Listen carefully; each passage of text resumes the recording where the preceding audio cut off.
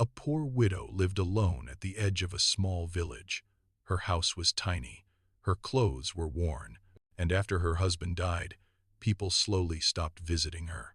At first, neighbors brought food and checked on her, but as months passed, they became busy with their own lives, and eventually, the widow became almost forgotten, except for one thing.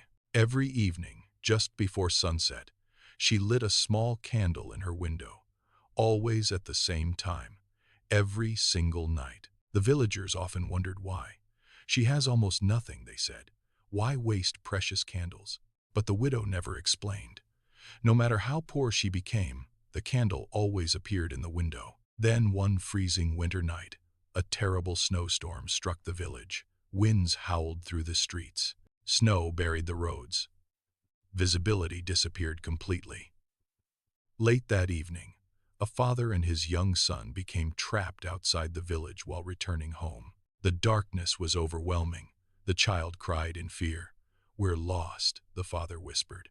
Then suddenly, through the blizzard, they saw a faint light in the distance, a tiny candle glowing from a window. The widow's house. That little flame guided them safely home. The next morning, the villagers gathered outside the widow's cottage after hearing what happened. One neighbor asked softly, "Why did you keep lighting that candle every night?" The old widow smiled gently. "Because," she answered, "I never knew who might need its light."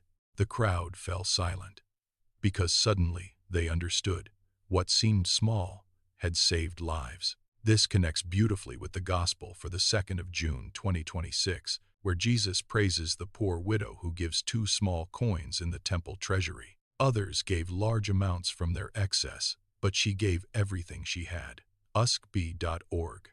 To the world, her gift looked tiny, almost meaningless. But Jesus saw something everyone else missed.